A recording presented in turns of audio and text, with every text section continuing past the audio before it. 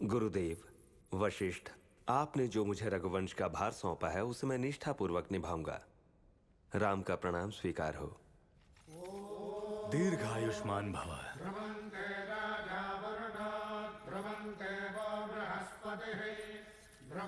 पुत्र प्राप्ति का आशीर्वाद देती हूँ।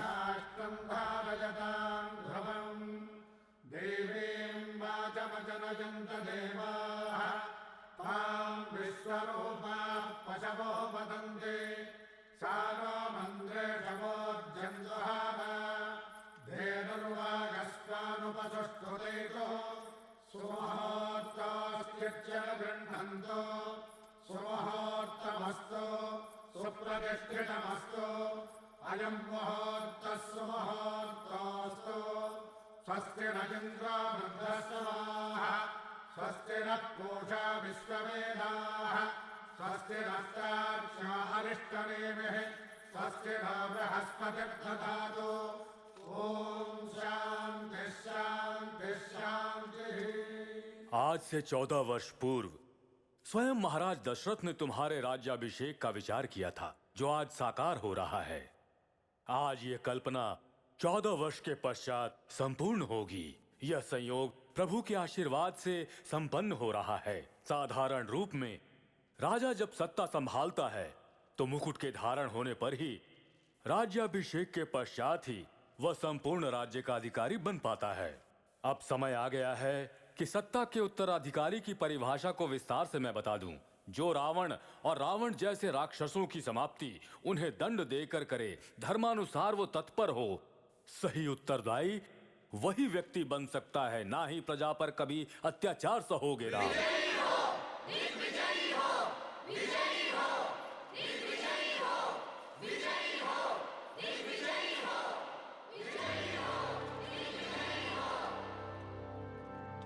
अब मेरा प्रस्ताव है कि इक्ष्वाकु वंश के कुलदीपक रघु महाराज के प्रपौत्र, अजा महाराज के पौत्र और दशरथ महाराज के सुपुत्र श्री रामचंद्र अयोध्या साम्राज्य के भार को संभालें, इसे ईश्वर का आशीर्वाद मानकर।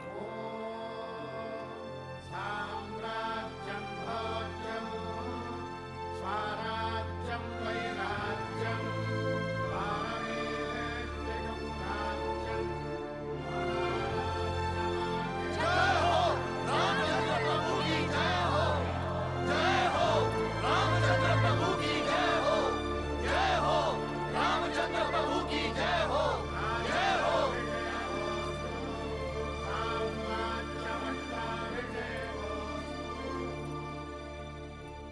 सीता, भरत, लक्ष्मण, शत्रुघ्न, आंजनेय, आप सभी को राम का वंदन। जल, वायु, अग्नि, शीत, अंधकार, प्रकाश, इसके अधिकारी सभी होंगे। ये शपथ लेता हूं कि मैं धर्मपूर्वक और पूरी निष्ठा से संपूर्ण साम्राज्य की सेवा करूंगा, जिस प्रकार ईश्वर की करता हूं। हे प्रजाजनों, आपने मुझे चुना है। आपके विश्वास का मान मैं रखूंगा और एक राजा को स्वयं का सुख सर्वोपरि होता है ऐसा ना सोचें। अधिकार सिंहासन पर बैठने का उसे मिला है तो स्वयं के सुख के लिए नहीं। राजा का तो सही अर्थ है कि प्रजा को सुख, संतोष और समाधान प्रदान करना। यही सीखा है मैंने कि पूर्वजों के बनाए पथ पर ही चलना है।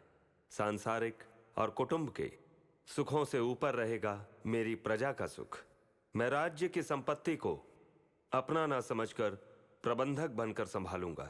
राम राज्य यानी राम द्वारा प्रजा की समृद्धि, ऐसा राम राज्य मुझे निर्माण करना होगा। धन्यवाद।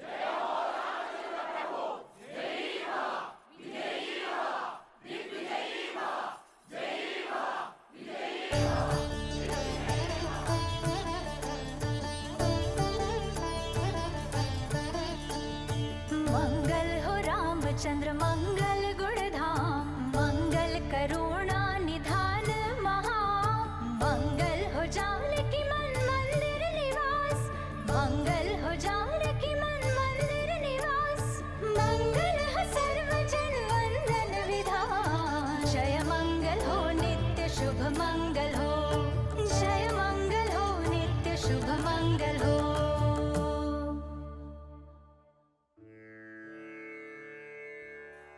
मङ्गलं कोसलेन्द्राय महनीयगुणात्मने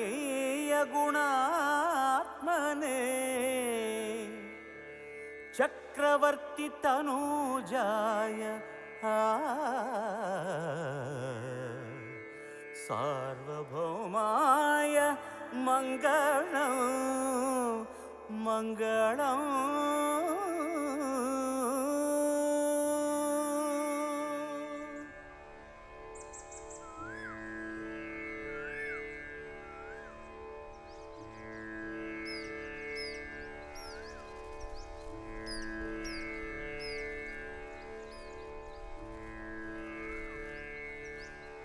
हे रामचंद्र प्रभु, श्री परम ब्रह्म के आशीर्वाद, नारद मुनि के पूर्ण सहयोग से वाल्मीकि रचित श्रीमद् रामायण काव्य रचना अब समाप्त हो गई है प्रभु।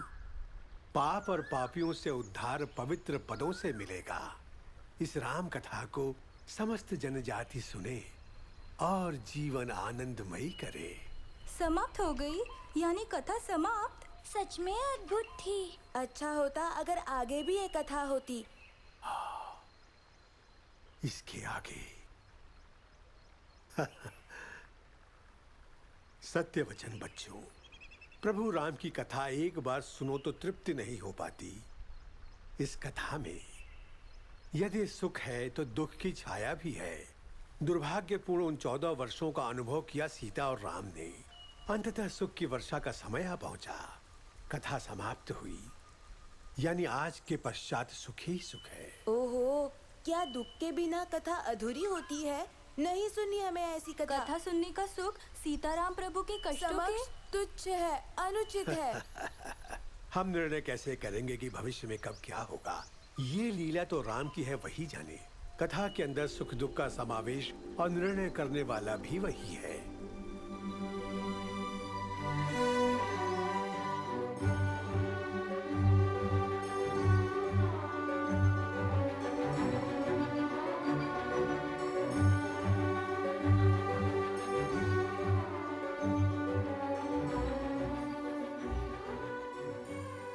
सूर्यवंशी प्रभु ने चंद्र बनाया मस्तक पर। आज मेरे प्रभु उदार हैं या फिर या कोई विचित्र ही विचार है। शंका है क्या? विचित्र तुम्हें शोभते नहीं प्रिय। देखो कटी में लिपटा ये आभूषण।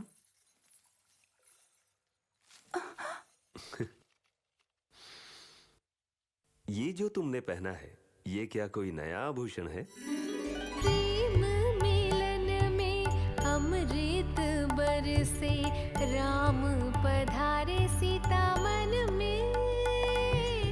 मौन मधुर है क्षण क्षण पावन, प्रीति की घन छाया में।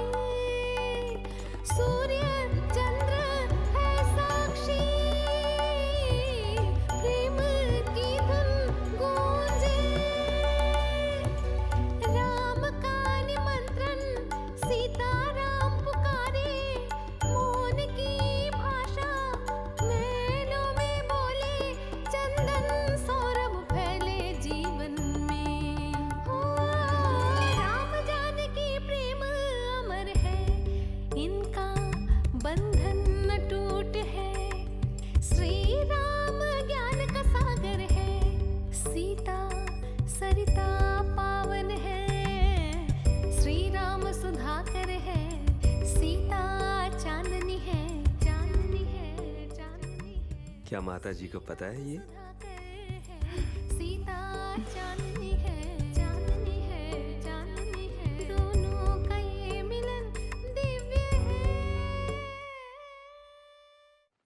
समधन जी, अब गर्भवती वधुओं की गोद भराई की बेला आ गई है और हमारे पुरोहितों ने तो शुभ बेला का मुहूर्त भी सुझा लिया है।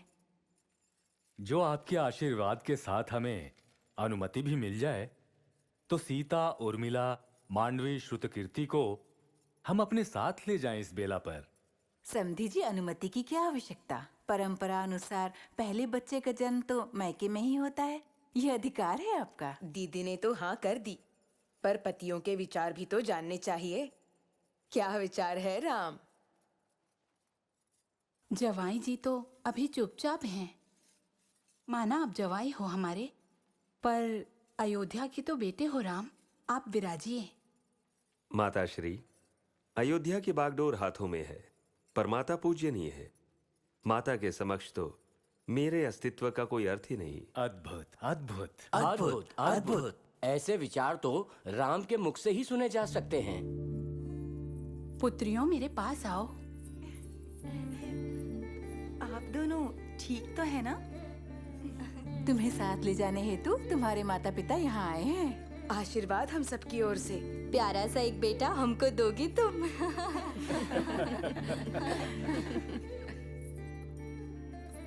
तुम ठीक तो हो ना?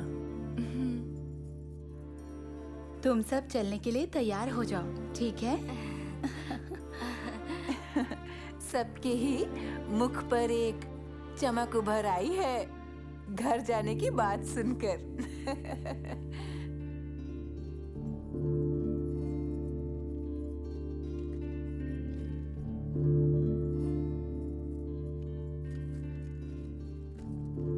महाराज। जवाई बाबू, महाराज तो दरबार और दरबारियों के संबोधन हेतु है ये शब्द। यहाँ पर आप मुझे यदि पिता बोलेंगे तो इस बात से बेटी जानकी आनंद विभोर हो उठेगी। क्षमा प्रार्थी हूँ। राज दरबार से दूत अभी अभी संदेश लाया है, मुझे प्रस्थान करना है। राज दरबार से तो तुरंत जाएं। राजधर्म हमारे लिए महत्वपूर्ण होता है।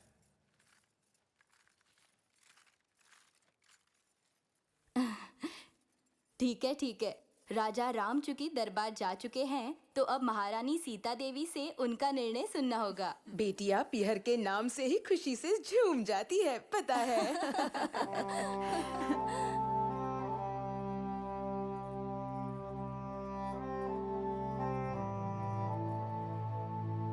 क्यों बोलती हो ऐसा? इस बात का कोई विपरीत अर्थ लगा ले तो? ये मुझसे नहीं हो सकता पिताश्री। मैं नहीं जा सकती। हाँ तो मेरी बड़ी बेटी सीता पिहिर के समारोह में सम्मिलित नहीं हो पाएगी। पति को अकेला छोड़ना इसे स्वीकार नहीं। सच बात कही है ये तो। सच सच ही होता है। ऐसा पहले भी हो चुका है, जब पति को अकेला छोड़ा नहीं, साथ निभाया पति का और यातनाएं भी सही जंगल की। सत्य बोला आपने। अब हम प्रसूति को उस दुख का पुनः कारण बनाएं, ये उचित नहीं। अनुचित होगा यदि सीता की इच्छा के विरुद्ध गए तो। इसका तो मन से सम्मान करूंगा मैं।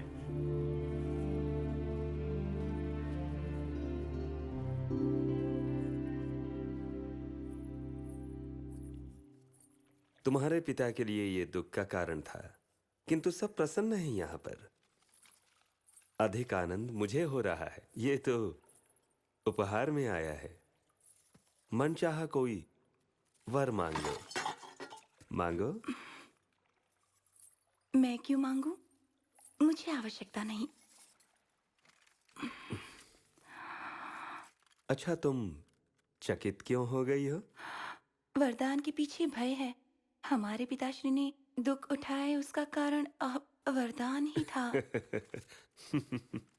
सत्य है, यही तो कारण बना वनवास का और रावण का वध हुआ। यही वरदान धर्म विजय बना और संसार ने शांति का और समृद्धि का भी आनंद लिया। ठीक है ठीक है, इस शुभ अवसर का लाभ उठाते हुए ये तो बताओ क्या दूं?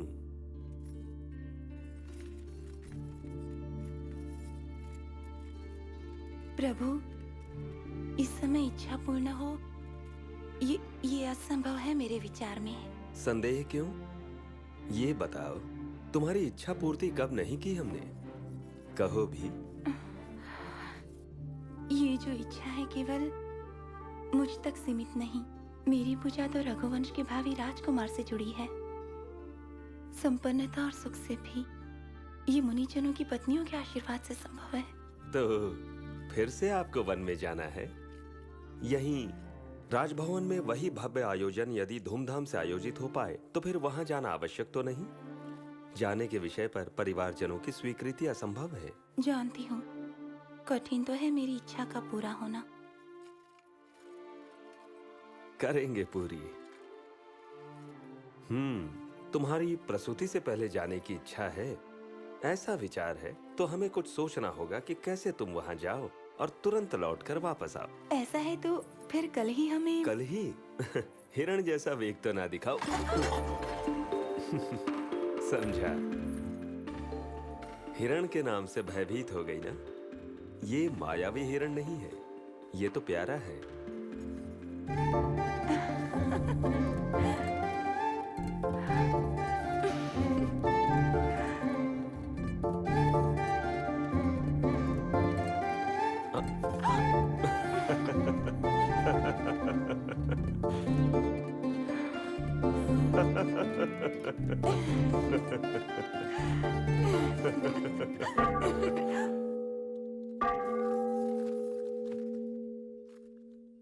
तांबुल तो ले।